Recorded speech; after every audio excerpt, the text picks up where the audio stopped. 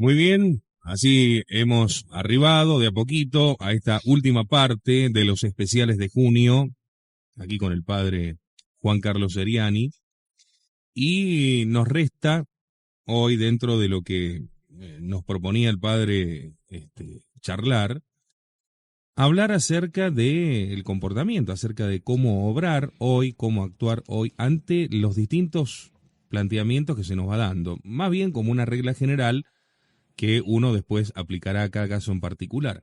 Pero sobre todo teniendo en cuenta en esta avanzada que va llevando el mundo y el demonio y la carne sobre todo lo que es espiritual, cómo se debe comportar un verdadero católico frente a todas estas cosas, ¿no? Me parece que ese es el punto inicial, lo hemos visto en un ejemplo, vuelvo a decir, a lo mejor lo que tendremos que hacer ahora es una generalización acerca de la acción, pero nos puede servir de inicio ver estas marchas organizadas por obispos que se juntan con pastores protestantes y que llaman a una manifestación pública buscando un número y diciendo inclusive públicamente, como lo ha dicho Monseñor Lona, ser defensores de la democracia, ¿no? Ujú. Si podemos o no, si debemos o no, prestarnos a esta llamada, ¿no? Yo más que entrar en, digamos, en el detalle, en la respuesta puntual a esto, o sea, yo apunto más a algo mucho más profundo, ¿no es cierto? Ya me lo han escuchado, ya conocen, me lo han leído también, no es doctrina personal mía, yo no tengo doctrina personal, ya saben, soy un repetidor y fundamentalmente al margen de lo estrictamente de la doctrina de la Iglesia, bueno, ya para los tiempos que vivimos, bueno, sobre todo del padre Castellani, ¿no es cierto? Yo insisto mucho con esa consigna que nos da el Apocalipsis, de mantén lo que tienes. Mantén lo que tienes. Entonces, a partir de ahí, yo juzgo todo lo demás. Entonces, entra en juego la cuestión de, muchas veces se dice, hay que participar, hay que tener una acción, no hay que ser pasivos. El combate es de restauración y no de resistencia, etcétera. Y yo apunto más bien a eso. Y una vez que, es decir, en el seminario tuve la gracia de tener, entre otros profesores, tanto antes de conocer la fraternidad como después ya en la fraternidad, pero bueno, sacerdotes, profesores que me marcaron y cosas que me han quedado. Entonces, en aquel entonces el padre Williamson, actualmente Monseñor Williamson, insistía mucho en que teníamos que tener una cabeza formada en base a principios y no en base a conclusiones. Y esto se explica de esta manera. Si yo tengo 5 principios bien establecidos en mi cabecita, con esos 5 principios puedo sacar 200 conclusiones, por ejemplo, combinándolos de una manera o de otra. Son 5 principios que tengo que tener claros y bien fijos en mi cabeza. En cambio, si me tengo que aprender de memoria las 200 conclusiones, lo más probable es que me voy a olvidar de alguna. Y si no tengo claros los principios, no voy a poder no solamente recordar esa conclusión, sino tampoco llegar a ella nuevamente. Claro. Acá es lo mismo. A mí me parece que lo importante es tener principios claros en mi cabeza, que después me van a facultar, me van a permitir el decir si participo o no de tal o cual acción y el por qué sí o el por qué no. Uh-huh. Entonces el principio fundamental es ese, es decir, esa actitud que no es pasiva, es todo lo contrario de ser pasivo, de estar resistiendo en una inhóspita trinchera. Y por eso yo establecí como una especie de programa para vivir en la inhóspita trinchera, que justamente hay muchos que, por más que sea cada vez más inhóspita, no se convencen de que es una trinchera y que es inhóspita. Y quieren librar una batalla a plena llanura, ¿no es cierto? Y son constantemente reducidos a cero. Es fracaso tras fracaso, fracaso tras fracaso, y ahí vienen las decepciones y ahí vienen las deserciones después. porque no quieren aceptar la situación concreta actual. Entonces, en el caso concreto de esas marchas y demás, en definitiva están entrando en el juego de la democacacracia, que necesita de esas marchas para subsistir. Es como el gusano que necesita el cadáver. Una vez que se terminó de comer todo, se mueren los mismos gusanos.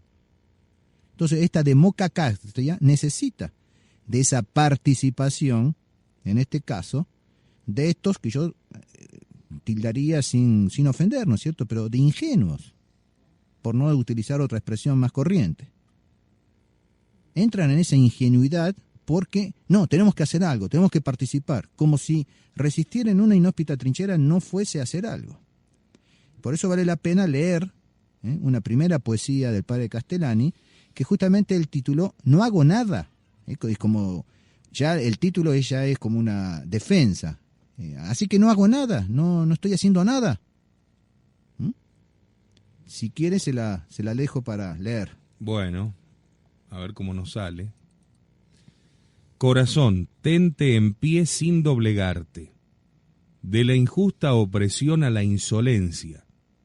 Aunque estoy loco, tengo yo mi arte.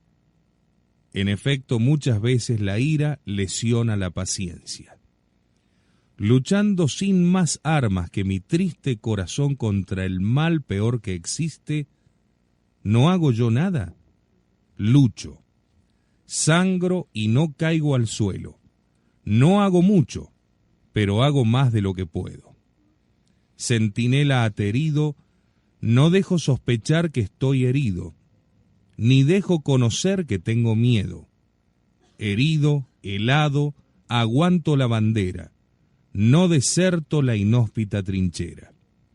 Y aunque sé que la muerte me ha podido, estoy de pie y estoy ante ella erguido, marcando el SOS de la brega, a un auxilio que no me llegará, sino un momento tarde si es que llega, y que muerto de pie me encontrará. La otra mitad la hará sobre mi tumba otro infeliz, después que yo sucumba. Corazón, tu mitad se ha hecho ya. Bueno, explicar, desarrollar esa poesía, como toda poesía, implicaría un tratado. Claro. O sea, esa es la capacidad que tiene el artista, el poeta, de resumir en unos versos toda una concepción. Toda una concepción. Y lo que yo llamaría en este caso una espiritualidad, si no fuese porque está bastardeada y manoseada y vilipendiada la palabra, una mística. Si se quiere entender bien lo que eso significa, bueno, aquí está el que conoce, ¿no es cierto?, que puede entender rápidamente, está el alma del padre Castellani está a flor de piel. Pero tiene otra poesía, al comienzo de Su Majestad Dulcinea, en la que, digamos, es más patético, ¿no es cierto?, lo que él dice, y es evidentemente que está escrita a posterior de la anterior, y entonces ya ha sufrido más. Y está ahí al comienzo de Su Majestad Dulcinea, que se la dejo también para que la lea. Acepto por Cristo la vida más triste que existe en la tierra, la vida más dura, más pobre y oscura, la vida más perra, la vida que dijo que le daba lástima San Juan de la Cruz, a la que la misma Teresa confiesa no le encuentra luz. Acepto la vida que es lucha perdida, continua derrota, el terrible ayuno sin premio ninguno, muerte gota a gota. Renuncio a las bodas con Julia y a todas las compensaciones, todos los resortes del vivir, los nortes sostenes y horcones. Acepto este plomo tremendo en el lomo y la estepa yerma sin oasis como la célula enferma de una época enferma. Es terrible. Es terrible. Pero veamos, inhóspita trinchera, decía antes, lucha perdida, continua derrota, dice ahora. Y ahí está todo un poco el problema. Somos exitistas. Somos exitistas. No quiero entrar porque no es el momento, pero lo dejo pasar ahí. Cómo se ha desvirtuado el deporte. Yo me acuerdo desde chiquito, sinceramente no sé de dónde lo aprendí, no sé, por gracia de Dios, pero sea, digamos, como asistente o como, digamos, hincha, por así decir, o sea, como jugador, nunca me importó demasiado el perder si mi equipo había jugado bien y si nosotros habíamos jugado bien. Reconociendo que, bueno, que el equipo rival era mejor. O, a pesar de haber jugado bien y a pesar de ser mejores, por las circunstancias del deporte, qué sé yo, un fallo del referí, una casualidad de ellos, y nos ganaron. Y bueno, sí, evidentemente no estaba contento, estaba más contento cuando ganaba, pero no me importaba perder si habíamos jugado bien. Y acá es un poco lo mismo. Acepto la vida que es lucha perdida, continua derrota, que en definitiva está traduciendo la doctrina, la espiritualidad, la mística de las 8 bienaventuranzas. O sea, bienaventurados quienes, digan, cuando nuestro Señor dijo por primera vez, bienaventurados los, imaginemos si dejó unos puntos suspensivos, un ratito de silencio, lo que habrá pasado en ese lapso en la cabeza de los oyentes. Bienaventurados los, y dejemos pensar a la gente. Y nuestro Señor que arranca los que lloran, los pobres, los perseguidos, los que tienen hambre y sed de justicia, es decir, de santidad, los misericordiosos. Imaginemos a Santa Bernardita Subirú, una niña inculta, analfabeta. Tuvo que aprender después a leer por orden de la Santísima Virgen. Se le aparece la Santísima Virgen y le dice: no prometo hacerte feliz aquí en la tierra, sino después en el cielo. ¿Qué le hubiese contestado una niña de 13, 14, 15 años de las modernas? Si viniste del cielo para eso, mejor te hubieses quedado en el cielo, ¿eh? No exagero, creo que no exagero, ni blasfemo. Le hubiese contestado eso una niña de hoy. Y no solamente una niña de hoy, sino de esos obispos o de esos jefes tradicionalistas que van a las marchas, a este tipo de marchas. No quieren aceptar la vida más dura de la que hablaba San Juan de la Cruz, de la que hablaba Santa Teresa de Ávila. No quieren aceptar ese plomo tremendo en el lomo y la estepa yerma sin oasis, como la célula enferma de una época enferma. Y en definitiva ese exitismo, ese querer, ese triunfo intrahistórico, y por eso yo lo engancho con el Apocalipsis, lo engancho con la consigna que se le da a la iglesia a partir de la iglesia de Tiatira. Mantén lo que tienes, aunque sabes perfectamente que Baal muere. Y queremos la restauración, y queremos el florecimiento, y queremos el Papa angélico y el monarca medieval. Es en ese sentido que yo interpreto. Y por eso estas dos poesías primeras del padre Castellani me parecen que arrojan muchísima luz. Pero siguiendo un poco con el programa para vivir en la inhóspita trinchera, y bueno, hay un texto del padre Castellani que hace una relación entre fortaleza y paciencia. Hay que saber que la virtud de la paciencia es una virtud que depende de la virtud de la fortaleza. Hay 4 virtudes cardinales. Cardinal viene de gozne, son como los goznes de una ventana, una puerta alrededor de la cual giran toda una serie de virtudes. O sea, son 4 virtudes cardinales, gósnicas, por así decir, son como goznes.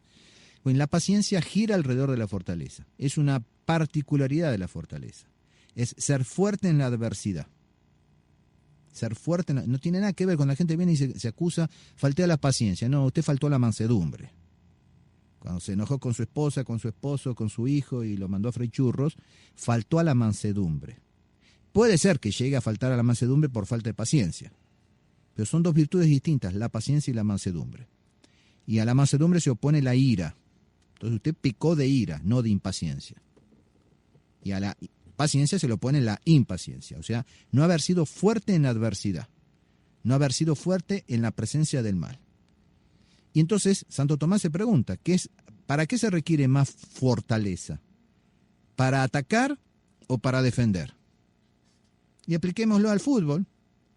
¿Para qué hace falta más fortaleza, más espíritu de ánimo, más coraje? ¿Para salir a ganar? Cuando, qué sé yo, tal equipo mundialista, ¿no es cierto?, juega con otro que sabe que le va a llenar la canasta, entonces juega con un 1-2, 3-3, no sé cuánto, o el otro que pone el arquero y los diena en el área chica. ¿Para qué hace falta más fortaleza? Y evidentemente que para defenderse. Porque sé que el otro equipo es más importante, es más fuerte que yo, es mejor. Y bueno, y si pierdo por la menor cantidad posible de goles, es un triunfo. Pero si soy exitista, y les voy a decir, jueguen todos para adelante, y me van a llenar la canasta. Entonces es muy importante conocer esto. Entonces hace falta fortaleza para reconocer la situación actual por la cual pasa la cristiandad, o la otrora cristiandad ya destruida completamente. Y la situación actual en la que vivimos, desde el punto de vista de la democacracia, y a lo cual nos impone todo eso. Entonces, falta de fortaleza en definitiva, más allá de que sea falta de sabiduría y de prudencia y de reconocer la situación actual, que mucho también de eso hay, de tontería, y de pensar de que porque estamos con Cristo vamos a ganar. Sí, vamos a ganar, pero no necesariamente aquí y ahora. Y ellos quieren ganar aquí y ahora. Y además, por la vía democrática. Cuando la democracia necesita que haya esa oposición para avanzar. Si nadie, absolutamente nadie participara de todo eso, se morirían como los gusanos. Acuérdense en lo que pasó en los años, no me acuerdo ya, 2001, por ahí 2003, cuando surgió como tercera fuerza, y bastante, la no participación, que se vayan todos. Llegó a ser la tercera fuerza. Recuerden la última elección más o menos normal que hubo el 20% de ausentismo. O sea que votaron solamente el 80% de los electores. De ese 80%, o sea, el 100% que eran esos, Menem sacó el 22% y Kirchner sacó el 18%. 18% del 80%. Entonces, ese 20% del total que no participó es más importante que el 18% del 80% que había sacado Kirchner. Y Kirchner fue presidente con ese 18% de un 80%, contra un 20% del 100%. Los números cantan. Entonces, ¿a quién representó el señor Kirchner? Bueno, pero ese mismo ejemplo lo toman estos otros que intentan las acciones y dan vuelta al mecanismo y dicen, ¿ves? Triunfa porque nosotros no presentamos una alternativa, porque nosotros no hicimos un partido. Porque si hubiesen seguido con la no participación, el gusano se hubiese quedado sin cadáver. Y si hubiesen seguido con el que se vayan todos, y hubiesen realmente dado vuelta. Lo que pasa es que pero es un triunfo. No tienen otra cosa en su cabeza que la democracia. Claro. Y además y recordemos, no será dado en esta época. Para quienes quieran colgarme la etiqueta no sé de qué. ¿Cuál le falta? A ver, que no sé. La buscamos. No, pero ahora me van a colgar la de loco absoluto. Porque ya desde ciertos países van a llover. Santo Tomás dice que la monarquía es un castigo de Dios. ¿Qué queda entonces para la democracia? Claro. La monarquía es un castigo de Dios, haciendo el comentario de cuando el pueblo de Israel se pide un monarca, un rey como los otros pueblos, con el primer rey Saúl. Y el profeta Samuel se queja, se enoja, y Dios le dice, no te enojes, no es a ti a quien han abandonado, es a mí. Y el pueblo elegido pasa de ser un pueblo teocrático a un pueblo monárquico.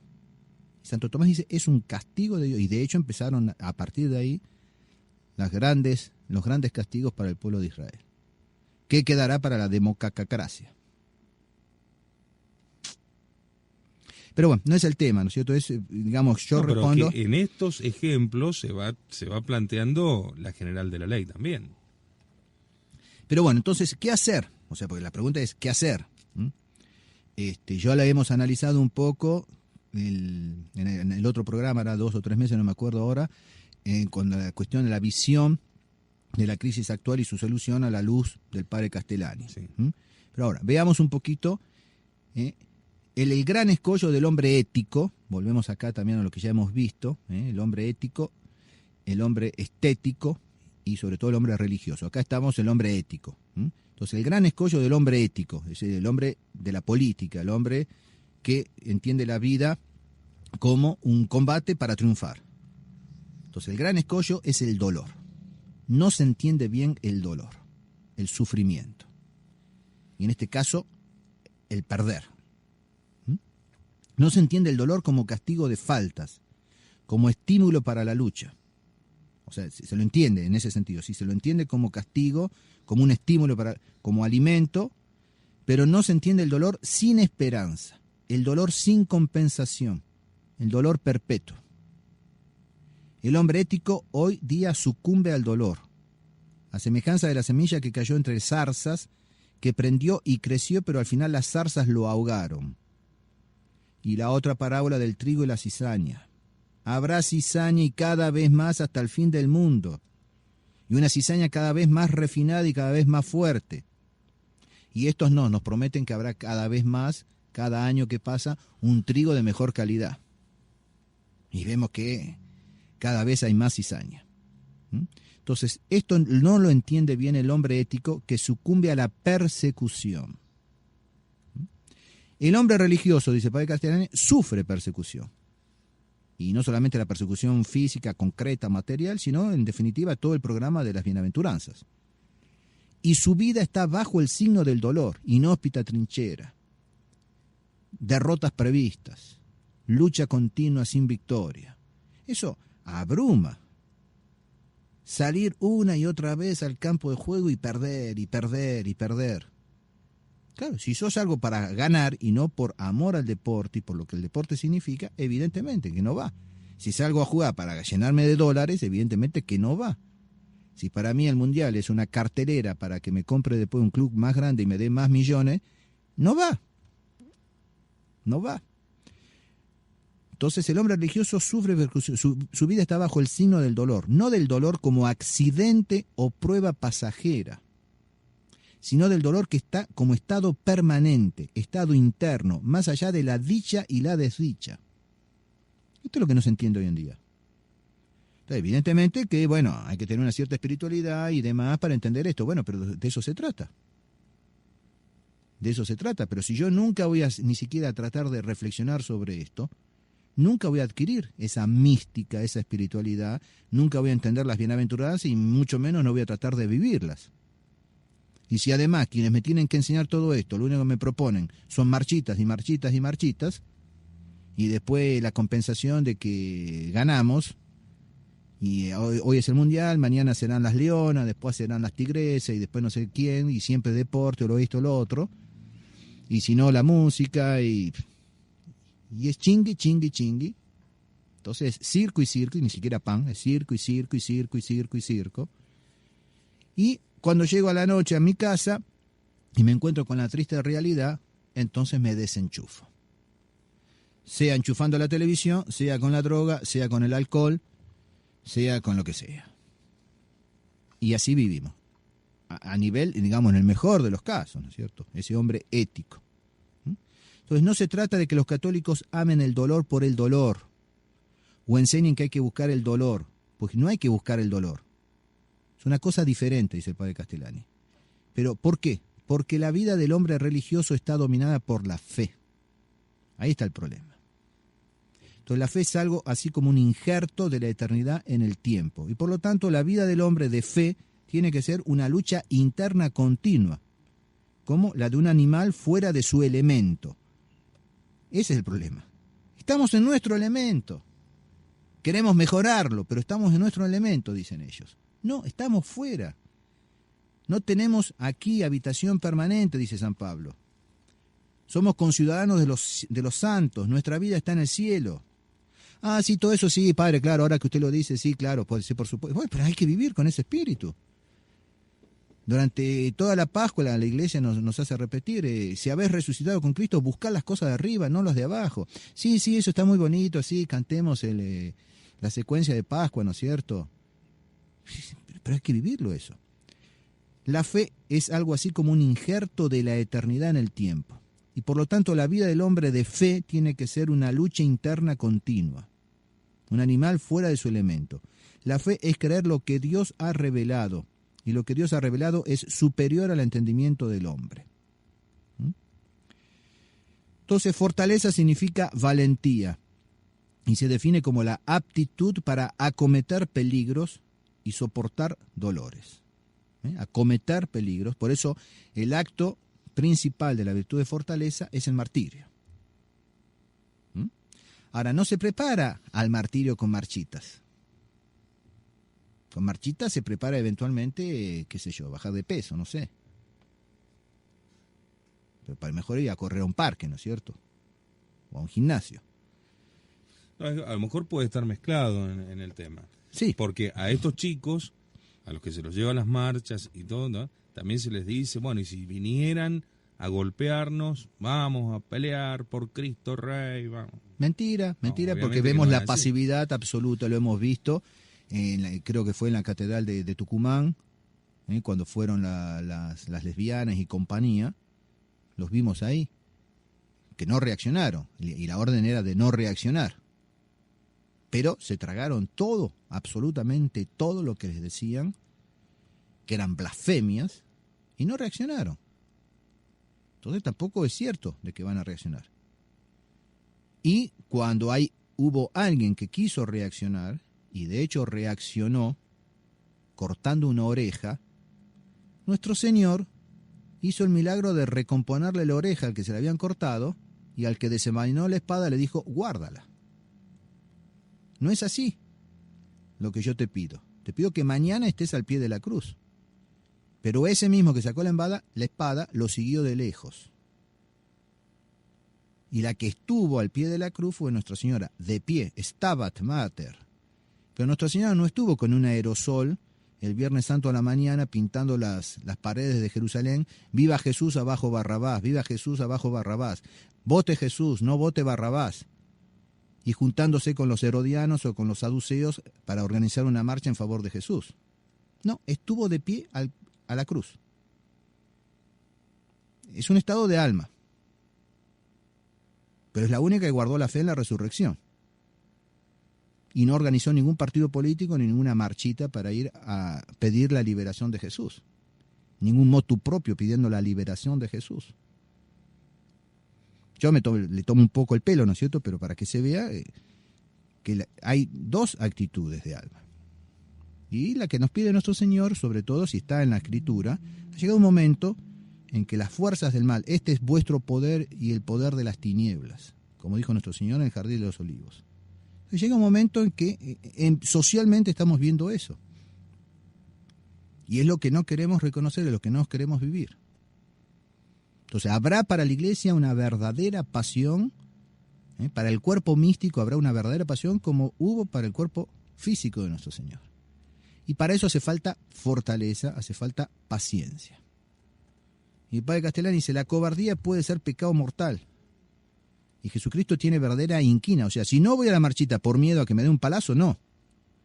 No es que no voy porque tengo miedo a que me dé un palazo. No voy por otras circunstancias. Entonces no es por cobardía. Entonces la facilificación liberal de la fortaleza consiste en admirar el coraje en sí, con prescindencia de su uso. Esto es fundamental lo que dice el padre Castellani. Entonces la falsificación liberal de la fortaleza consiste en admirar el coraje en sí, con prescindencia de su uso, o sea, prescindiendo de la prudencia y de la justicia. Pero el coraje aplicado al mal no es virtud, es una calamidad. Es la palanca del diablo, dice Santo Tomás. Vaya, se están palanqueando hoy. El coraje en sí puede ser una cualidad natural, una especie de furor temperamental, una ceguera para ver el peligro o una estolidez en soportar males que no se deben soportar. La fortaleza no excluye el miedo, solamente lo domina. Al contrario, ella está fundamentada en un miedo, en el miedo profundo del mal definitivo. No temáis a quien puede matar el cuerpo. ¿Mm? Pero acá lo que más se trata es de la paciencia. ¿Mm? Entonces, se plantea, los dos actos que prescribe la fortaleza son acometer y aguantar. Y este último es el principal, dice Santo Tomás, inesperadamente. ¿Cómo? ¿No es mejor siempre la ofensiva que la defensiva?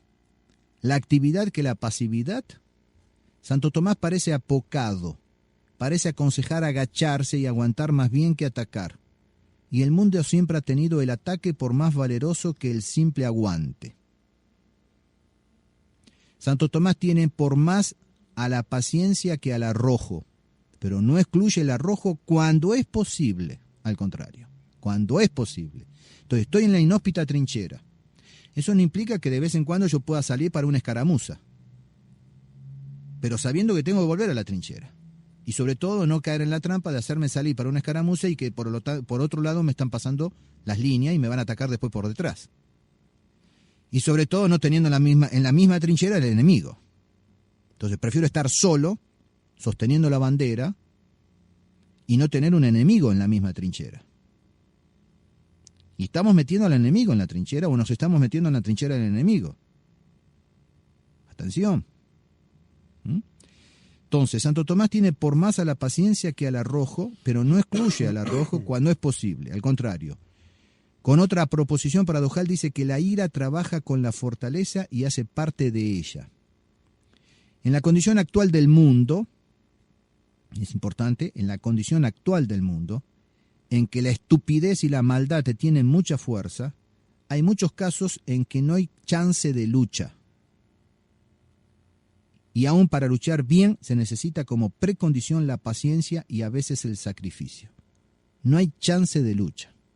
Lo dice en otro lugar cuando hemos visto la cuestión de la solución a la crisis actual.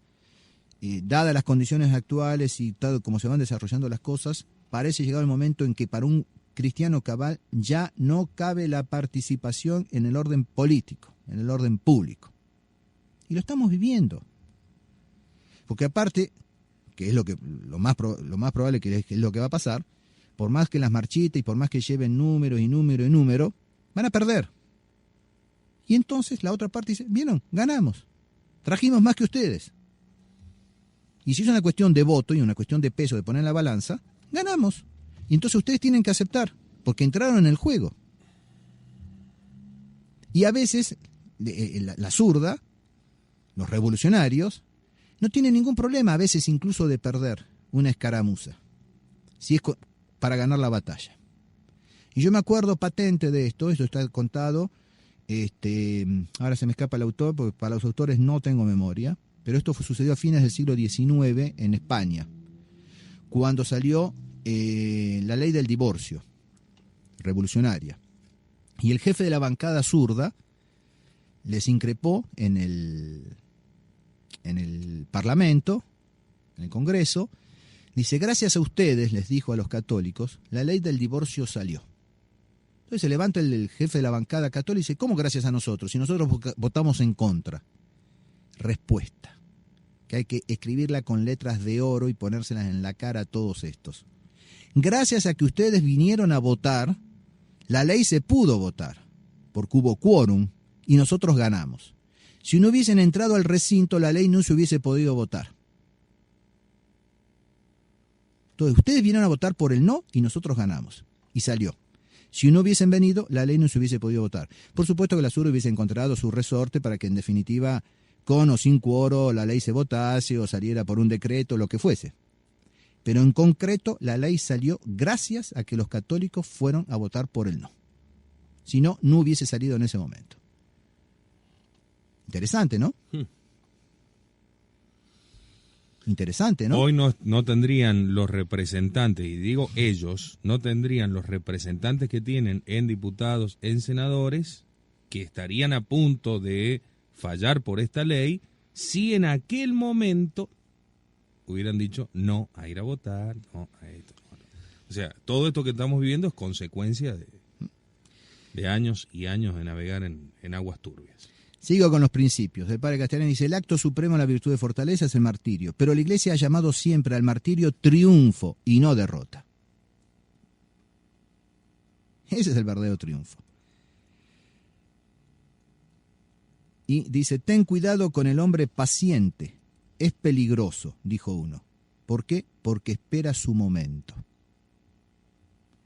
Entonces, ten cuidado con el equipo que juega a la defensiva. ¿Por qué? Y porque en un contraataque te puede hacer el gol. Espera su momento. Sabe que no puede atacar porque no tiene fuerza. Espera su momento. ¿Y dónde? En la trinchera, en el área chica, colgado del travesaño. La paciencia consiste formalmente en no dejarse derrotar por las heridas, o sea, no caer en tristeza desordenada que abata el corazón y perturbe el pensamiento. Esto es espiritualidad, esto es para vivir. La paciencia consiste en formalmente en no dejarse derrotar por las heridas, por las derrotas, por los golpes. No caer en tristeza desordenada, o sea que hay una tristeza que es buena, que es ordenada, ojo. La que es mala es la desordenada. Esa tristeza que abate el corazón y perturba el pensamiento, esa no. Pero la que da ánimo, la que anima, la que da razón de seguir viviendo y de seguir trabajando, esa es una tristeza buena. Tristeza hasta hacer abandonar la prudencia, esa es mala. Abandonar el bien o adherir al mal. Y en eso ejerce una actividad enorme. Soportar es más fuerte que atacar. Y otra vez, dice el padre Castellani, volvemos los ojos al error moderno y plebeyo. Lo llama error moderno y plebeyo. ¿Cuál? Se lo dejo leer. Considerar la paciencia como la actitud lacrimosa y pasiva del corazón destrozado. Eso es un error moderno y plebeyo. Al contrario, la paciencia consiste en no dejarse destrozar el corazón, no permitir al mal invadir el interior, y por lo tanto, en el fondo se basa en la convicción o en la fe, en la última invulnerabilidad, en la inmunidad definitiva. Y eso es el cielo. Y yo estoy hecho para el cielo. Y el triunfo ya está asegurado. Nuestro Señor ya ha vencido al mundo y al demonio, a la carne, al pecado y a la muerte. Pero yo quiero el triunfo aquí y ahora. Entonces, organicemos marchas. Y le hacemos el juego al enemigo. Entonces, pase lo que pase, al fin voy a vencer. Es lo que cree el cristiano. Y hasta el fin nadie es dichoso. Hasta el fin nadie es dichoso. Aunque sea a través de la muerte, si es inevitable. Pero si no es inevitable, no. De donde se ve que la paciencia pende de la virtud de la esperanza. Esperanza sobrenatural. Y aquí volvemos a lo de Piper, no sé si se acuerdan. Esperanza en mayúscula y en singular contra esperanzas en minúscula y en plural. Entonces, si yo pongo el objeto de mi esperanza sobrenatural con mayúscula y en singular, la pongo en las esperanzas, por legítimas que sean, voy a desesperar. Porque esas legítimas esperanzas con minúscula y en plural, por muy legítimas que sean, no dejan de ser con minúscula y en plural. Y tarde o temprano me las van a sacar. Las voy a perder. Pero la pérdida de esas esperanzas legítimas no tienen por qué hacerme perder la esperanza con mayúscula. Y esa nadie me la puede arrebatar salvo el demonio con el pecado mortal. Y eso no se entiende. Entonces la paciencia consiste en el sufrir, no consiste en el sufrir, sino en el vencer el sufrimiento. Entonces no es sufrir por sufrir. El mal ladrón sufrió en el Calvario. ¿Y de qué le sirvió? Sufrió tanto o más que el buen ladrón, que Dimas. Y sin embargo se condenó. Entonces no se trata de sufrir por sufrir como un tonto. No somos faquires. Sufrir y aguantar no es lo mismo. Aguantar es activo y es pariente de aguardar y aguaitar, dice el padre Castellani. Con razón, dice el filósofo Piper, que la fortaleza o valentía atraviesa los tres órdenes humanos, el preorden, el orden y el superorden. Y está integrada en ellos. Y explica, bueno, el padre Castellani no viene al caso de explicar eso ahora, pero en cuanto ya más práctico, ¿no es cierto? En cuanto a la participación o no participación. A mí me viene a la mente, así como remachando la idea, es obvio que uno tiene la similitud hacia la felicidad, hacia el gozo. Lo tenemos inscrito naturalmente porque a eso tendemos. Uh-huh. Por eso buscamos triunfar en todo lo que nos proponemos. Y aparece allí con esa fuerza tremenda y aplastante y eterna: niéguese a sí mismo. Este es el momento. Acá, niéguese a sí mismo. Tome su cruz. Sígame. Es difícil. No te prometo hacerte feliz en la tierra. La medalla milagrosa. ¿Se acuerda cómo es la medalla milagrosa? Sí, sí, sí. ¿Qué sale de las manos de Nuestra Señora? Unos rayos. ¿De dónde salen esos rayos? De unas gemas o perlas preciosas que había en anillos que llevaba. 3 anillos en cada dedo. 15 en cada mano, los 15 misterios del Santo Rosario en cada mano. Y en esos anillos, 3 en cada dedo, tenía gemas o perlas, y de esas gemas o perlas salían rayos. Y Santa Catalina le pregunta a la Santísima Virgen qué son esos rayos. Dice, son las gracias que yo concedo. Y como buena mujer que era, Santa Catalina ve que de algunas de esas gemas no salían rayos. Curiosa ella. Entonces le pregunta, ¿y por qué de esas gemas no salen rayos? Y la Santísima Virgen dice, porque son las gracias que nadie me pide. Son las gracias que nadie me pide. Evidentemente que no es la vida larga, no es la riqueza, no es el trabajo, no es el amor, no es las vacaciones, no es esto, no, eso se lo pide todo el mundo. Entonces, ¿cuáles son las gracias que nadie le pide a la Santísima Virgen y que por eso ella no puede otorgar?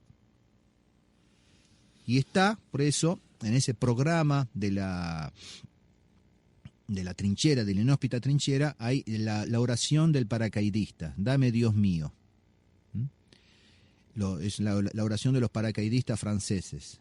Dame Dios mío lo que te queda. O sea, le pide lo que te queda, lo que le queda a Dios. Eso que nadie le pide. Y sí, en definitiva va junto con la medalla, no sé si conocían o no la medalla milagrosa, pero bueno, dame lo que jamás se te pide. No te pido reposo ni tranquilidad, ni la del alma ni la del cuerpo. No te pido la riqueza, ni el éxito, ni la salud.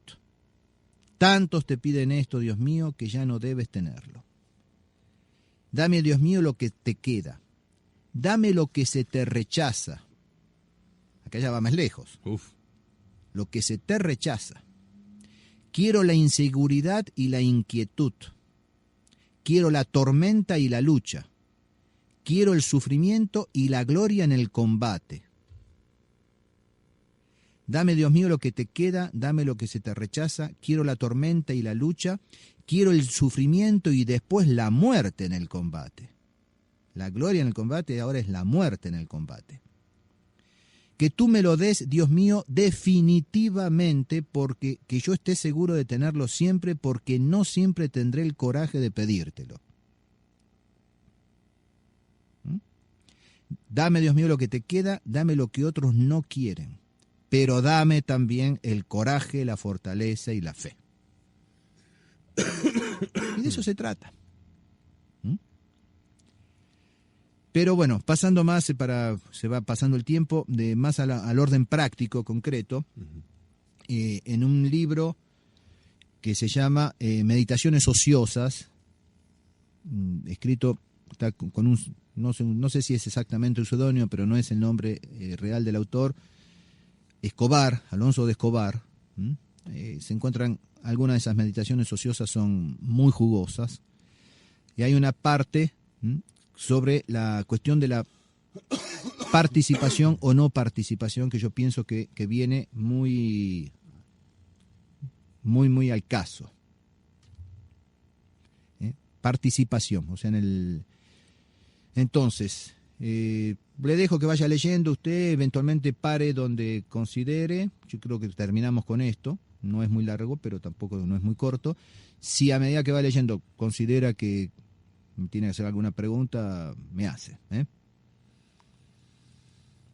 Se nos critica a quienes sostenemos que no es hoy deber de los católicos la participación, que no debemos poner nuestros esfuerzos en ir al mundo, en pelear en el mundo, el hacernos entender por el mundo, en conquistar el mundo. Se nos acusa de derrotismo, de pasividad, de defeccionar de nuestra obligación común de apostolado. Y nuestra actitud al respecto es sencillamente esta. En el cristianismo hay un tiempo para la conquista y hay un tiempo para el silencio y la espera. No busquemos tanto el triunfo terreno, ni nos pretendamos tan importantes para hacer triunfar la verdad en este mundo. En vasos de barro está nuestra verdad, de barro cocido, protector, pero frágil. Protejámosla en nosotros hasta que Cristo se manifieste. ¿No hemos vivido hasta hace bastante poco las últimas manifestaciones de la Iglesia de la Contrarreforma? ¿Y qué tiene que ver aquella iglesia con esta? Sin embargo, es la misma iglesia, ahora oculta. Oculta en el corazón de los fieles de la iglesia de siempre. Oculta en los designios misteriosos de Dios. La misma iglesia presente bajo estas formas mundanas y desacralizadas. Filadelfia está imbricada en la Odisea. Las dos son la iglesia postrera, la que se mantuvo fiel aún con poco poder y la que adultera por mantener el poco poder que le ha quedado. Vale la pena repetir eso, me parece. Más allá de la interpretación, que aceptemos o no, de Filadelfia, la Odisea, da para mucho eso. Es muy interesante. Pero, de todos modos, las dos son la iglesia postrera. La que se mantuvo fiel aún con poco poder. Apliquémoslo a lo que ya sabemos y conocemos. La tradición, la obra de la tradición que se mantuvo fiel aún con poco poder. Y la que adultera por mantener el poco poder que le queda. Que cada uno agarre el sayo y la candela para la procesión. No cabe más la defensa activa. Acá engancha perfectamente con el padre Castellani, claro, a quien conoció personalmente el autor. Solo nos queda por delante una defensa pasiva, porque las murallas de la ciudad han sido derruidas y el templo está profanado. Cuando a esto se ha llegado, ya no nos queda reaccionar, ya no quedan contraataques, solo nos queda entregarnos, entregar todo menos el alma. Si nos entregamos, el demonio no tiene imperio sobre nosotros. Ese lugar, el último reducto, está ocupado ya, ocupado por quien no puede ser desalojado, ocupado por Cristo. Es el abandono y la entrega a Él que tiene poder para dar de nuevo la vida y para hacer de nuevo todas las cosas. Este abandono es la condición de la resistencia al maligno, abandonarnos a Cristo para no abandonarnos al diablo. El trabajo que hoy se nos pide a los cristianos no es el de salir a conquistar nada, no es el de salir a conquistar el mundo, no es el de transformar las instituciones, no es el de la acción pública global. No tenemos que conquistar ningún imperio ni que convertir al mundo. Lo que hoy tenemos que hacer es recolectar lo que es de Cristo. Acuérdese de Van Ristel. Y la definición que da de la iglesia, Van Ristel. Lo que desperdigado como individuos y como grupos aislados está en el mundo sufriendo el acoso del mundo. O sea, hay que recolectar eso. Recolectarlos, es decir, unirlos, concentrarlos en el cenáculo y reforzarlos en la doctrina, en el rigor de la fe y fundamentalmente en la oración. Lo que no se quiere hacer y lo que no se hace. Porque esto es más difícil. Entonces es más fácil organizar marchitas.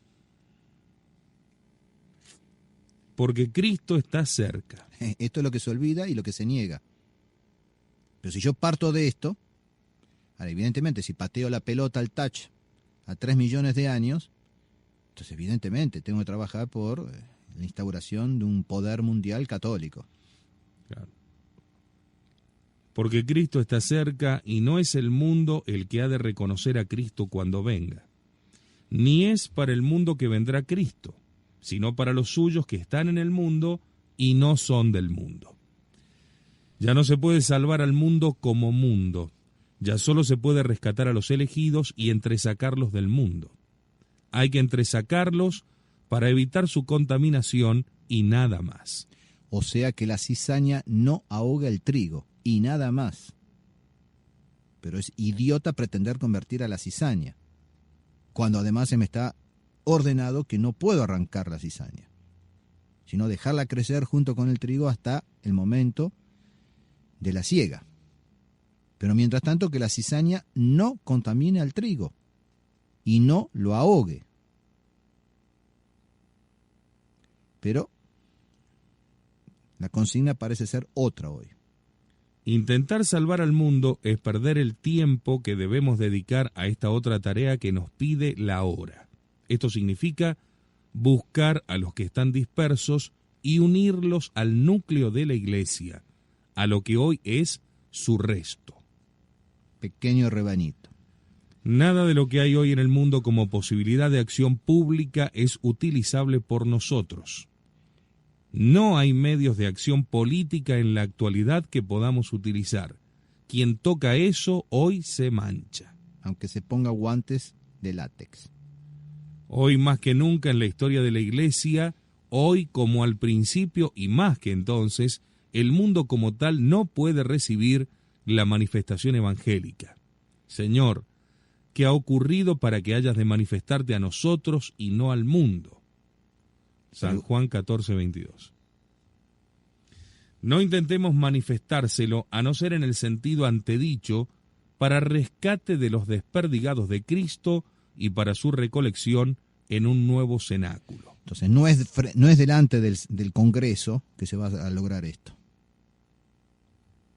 Todo lo contrario.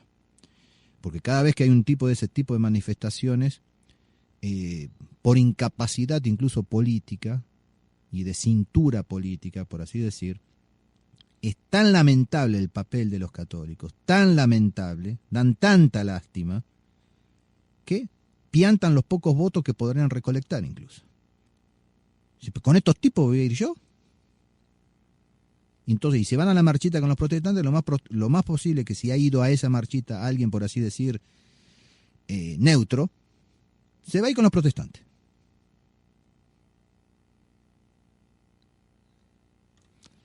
No intentemos manifestárselo. ¿Y esto para qué? Para esperar quietos y en oración y en penitencia, para esperar al Espíritu Santo. Vengo pronto, pero se hace esperar. ¿Qué quiere decir entonces sino esto? Cuando venga, vendré pronto, vendré presto. Cuando venga, vendré pronto, no dará tiempo para esconderse de él, sino a aquellos que hayan estado atentos a los signos de su llegada. La visión de las tardes y mañanas es verdadera. Hasta 2300 tardes y mañanas, duración de la supresión del sacrificio perpetuo y de la abominable desolación en el lugar santo. Guárdala en tu corazón. O sea, guárdala en tu corazón es la visión. De la visión de las tardes y mañanas. Sí, eso es lo que hay que guardar en el corazón. Guárdala en tu corazón porque es para mucho tiempo. Esa cita está tomada del profeta Daniel, que insistimos tantas veces la importancia del profeta Daniel, sobre todo después en el Apocalipsis. Entonces esa visión de las tardes y mañanas es decir, la duración de la supresión del sacrificio perpetuo, guárdala en tu corazón, porque es para mucho tiempo. Eso se le dice al profeta Daniel. Ya estamos en esos tiempos. Es lo que no se comprende, lo que no se ve, y una vez más la falta de interpretación escatológica de la situación actual. Guardémoslo. Guardémoslo, pues, en nuestro corazón, aunque no parece que sea ya para tanto tiempo. Pero guardémoslo, porque así como 1000 años son para Dios como un día es también como 1000 años. La inminencia del tiempo nos será anunciada en su debido momento. Hasta entonces, sabiendo la relativa proximidad, hagamos como si faltara mucho. Es decir, aunque estemos alertas, no anticipemos, sin embargo, el tiempo. Ni mucho tiempo ni poco, Dios lo sabe. Mientras tanto, hagamos como si faltara poco, manteniéndonos vigilantes, y como si faltara mucho, es decir, trabajando como si nada pasara. Se nos viene encima una época de oscuridad y de lucha, en la que solo a fuerza de heroísmo, como el de los primeros cristianos, se salvará el espíritu para un futuro lejano. Parecería que hoy los católicos vieran en los signos de los tiempos al reino de Dios como algo, si bien futuro, de todos modos intrahistórico. Eso es mesianismo judaico. Como si siguieran siempre esperando una nueva primavera de la Iglesia. Eso es conciliarismo. Los cristianos de los primeros tiempos, en una situación de crisis análoga a la nuestra, creían, al contrario, apoyados por la profecía, que se venía el fin del mundo y la segunda venida en gloria y majestad. Ahí yo agrego que habría que hacer algunas aclaraciones al respecto, pero bueno, no es el caso, no es el momento. Se equivocaron, pero solo en el cómo, porque no vino el final y la parucía, pero sí vino el final de una era del mundo y enseguida el triunfo histórico de la Iglesia, la larga historia de la cristiandad europea. Esto lo desarrolla el padre Castellani también. ¿No nos estamos equivocando nosotros ahora a la inversa de cómo se equivocaron ellos? Nosotros, hijos de esa cristiandad, no podemos ver la resolución de la lucha y el triunfo, sino como un triunfo histórico, porque tenemos el modelo de la civilización y la cultura cristiana, que para nosotros, al contrario de ellos, ya ha sido y la juzgamos nuevamente posible. O sea, esa cristiandad que los primeros cristianos no consideraban, no vislumbraban, y por eso ante la realidad que vivían pensaban en la inminencia de la segunda venida de Cristo, a nosotros la inminencia de la segunda venida de Cristo se nos escapa porque hemos vivido la cristiandad, porque vivimos de la cristiandad y queremos restaurar la cristiandad. Pero no está profetizado eso. Y entonces vivimos en la ilusión. Aquellos no vivían en la ilusión, no era una ilusión, era un deseo, un anhelo, pero no era ilusorio. Entonces, ese se equivocaron es entre comillas. Nosotros nos estamos equivocando de punta a rabo. Y no comprendemos las profecías. O sea, por eso no nos estamos equivocando nosotros, pero a la inversa de cómo se equivocaron entre comillas ellos, nosotros, hijos de esa cristiandad, no podemos ver la resolución de la lucha y del triunfo, sino como un triunfo histórico, otra cristiandad, pero esa es la cristiandad de Maritain. La civilización del amor de Pablo VI, de Juan Pablo II y de Benedicto XVI. E incluso de los patriarcas de la fraternidad. No. Lo que está en la Escritura es otra cosa. Entonces, los primeros cristianos no tenían la visión que nosotros tenemos ahora. Por eso el triunfo posible de Cristo era para ellos un triunfo apocalíptico y transhistórico, que es el que nos está prometido a nosotros. Pero nosotros queremos ganar el partido aquí y ahora. Y eso es mesianismo judaico. Ojo. Qué bueno está esto. Muy bueno. Pero Dios sabe en sus designios,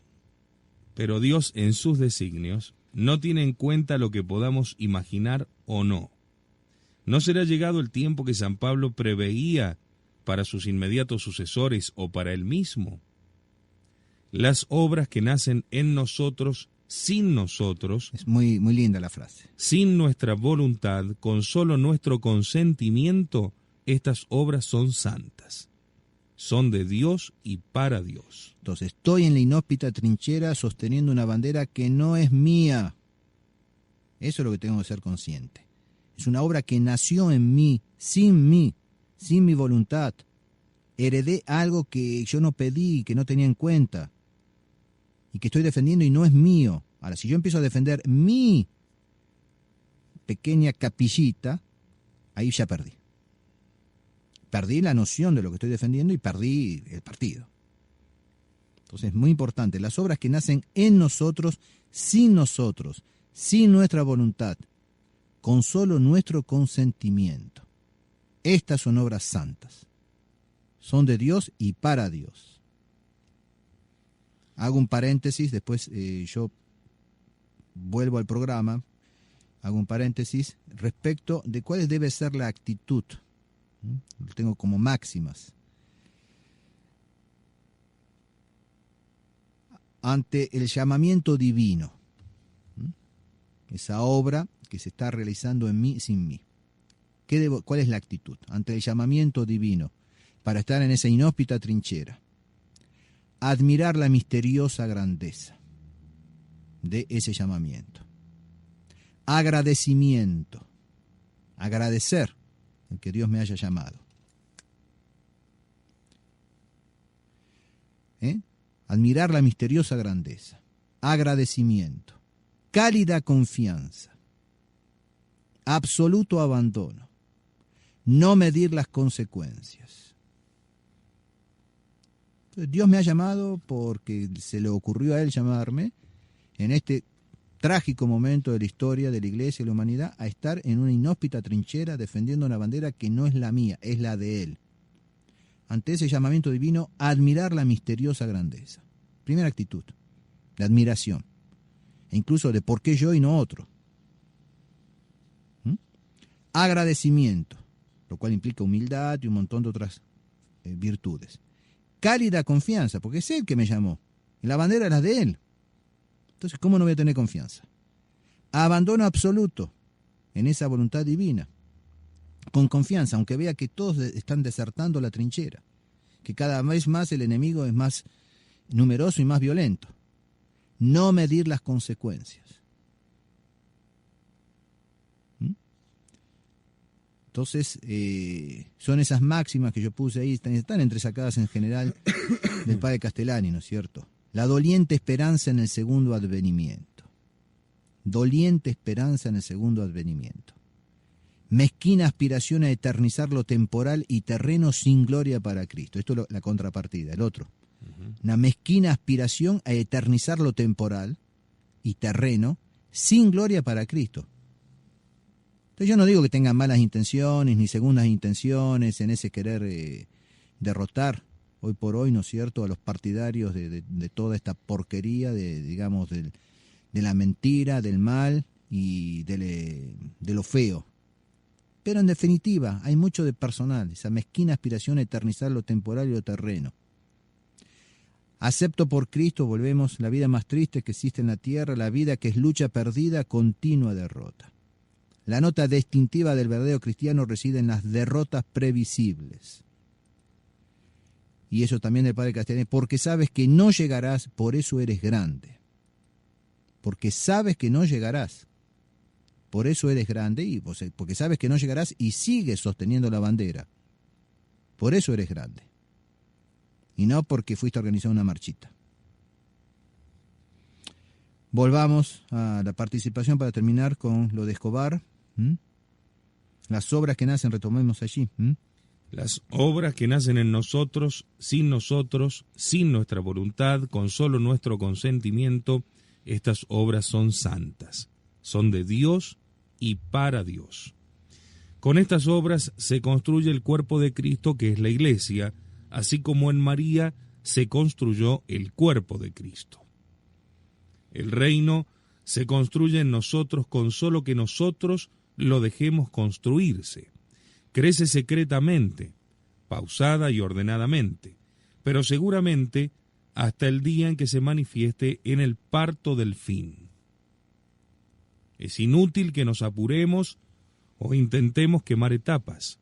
Es al ñudo que nos indignemos, que rabiemos o nos abrumemos por las infamias del mundo y de los milenaristas carnales o judaicos. Eso lo agrego yo, sí. Calladamente, recatadamente, como María, demos nuestro asentimiento de cada día a lo que se realiza en nosotros. Y yo diría, en el caso concreto de la radio, lo que se realiza en nosotros, deberían decir los miembros de la... y por nosotros. Y muchas veces incluso a pesar de nosotros. Porque la obra no es mía, es de Dios. Ellos lo tienen que tener muy en claro ustedes.